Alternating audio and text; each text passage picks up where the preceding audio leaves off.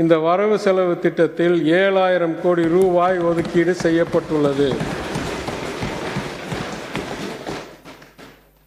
பேரவைத் தலைவர்களே, part B finances of the state கவர்மெண்ட்டை சென்ற ஆண்டு போல் நான் ஆங்கிலேயத்தில் சுமார் 15 பத்தி படிக்க அனுமதி கோருகிறேன்.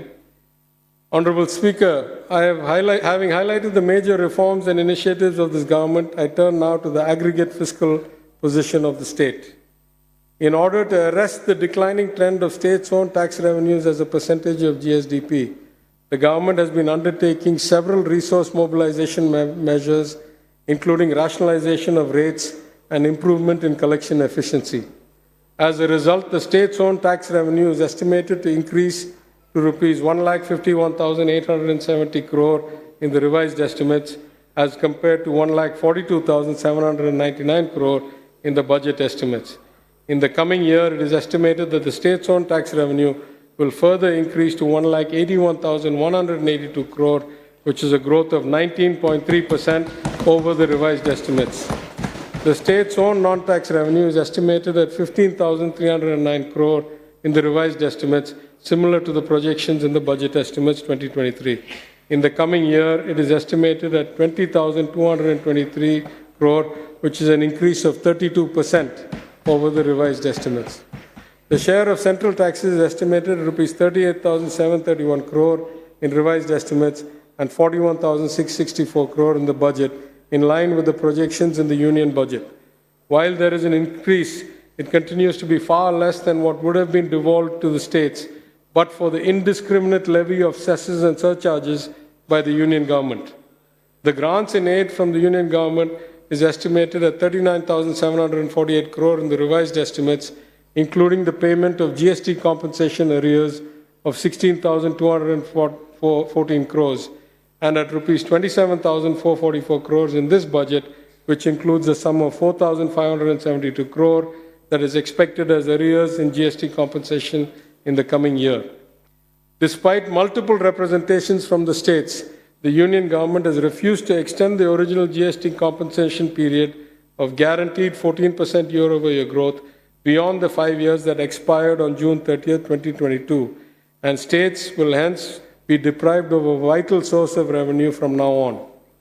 It should be noted that excluding the settlement of GST compensation arrears, the total funds received from the union government, that is the aggregate of both share in taxes and grants in aid annually, have dropped by roughly 1% of GSDP when compared to 2014-15, which translate to a reduction of about 24,840 crore this year and 28,327,000 crore next year. In aggregate, the total revenue receipts are projected to be 2,45,659 crore in the revised estimates, which is higher by 6% over the 2,31,000 crore estimated in budget estimates 2023. In the coming year, the total revenue receipts are projected at 2,70,515 crore, which is an increase of 10% over the revised estimates. On the expenditure front, the total revenue expenditure is estimated to reduce to rupees 2,76,135 crore in the revised estimates as compared to 284,188 crore in the budget estimates on account of prudent fiscal management. The government has ensured adequate allocation towards its developmental needs, as evidenced in the increase in estimates for subsidies and transfers to 1,18,841 crore in the revised estimate against 113,643 in the budget estimate. அதாவது மொத்த செலவினங்கள் குறைக்கப்பட்டாலும் மக்களுக்கு போய் சேர்ற மானியங்கள் 5,000 கோடி அதிகரிக்கப்பட்டிருக்கு இந்த revised. In the coming year, the total revenue expenditure is expected to be 3,08,055 crores. As a result of the decline in total revenue expenditure and the projected increase in revenue receipts, the revenue deficit is estimated at 30,476 crore compared to 52,784 in the budget. This is a reduction of around 31,850 crores in the last 2 years, which is an unprecedented feat. Since the year 2015-16, when the revenue deficit breached the 1% GDP mark for the first time, the finances deteriorated continuously with revenue deficits increasing in leaps and bounds to reach 3.28% in 2021. This government, through reforms of unprecedented scale and scope, has not only managed to arrest but actually reverse the declining trend by bringing down revenue deficit by record levels to 1.23% of the GSDP, close to the ratio of 2015-16. In the coming year, despite the inclusion of an amount of 7,000 crore for Magalir Urime Togai scheme, one of the biggest cash transfer schemes implemented by any state government in the history of this country, the revenue deficit of the state has still been contained at 1.32% of the GSDP, much below the levels of 2017-18.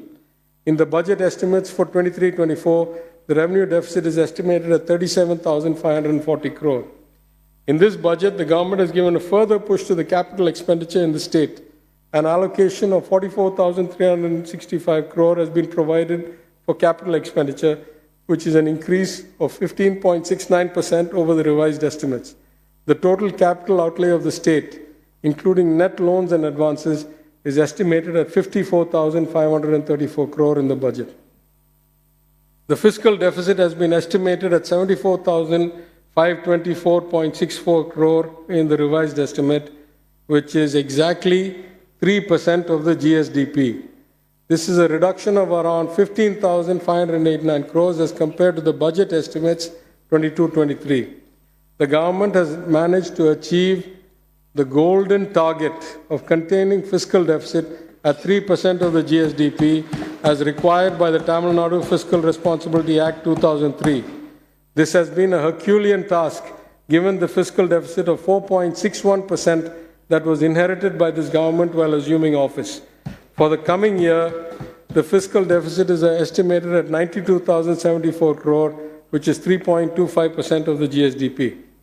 It should be noted that for the first time since this government assumed office, the budget calls for borrowing up to the full limit allowed by the 15th Finance Commission for the year, 3% of GSDP, as well as the additional 0.25% of GSDP that Tamil Nadu is likely to qualify for with respect to power reforms. I am duty-bound to note that we face three structural problems that have increased since 2014 that we must correct as soon as possible.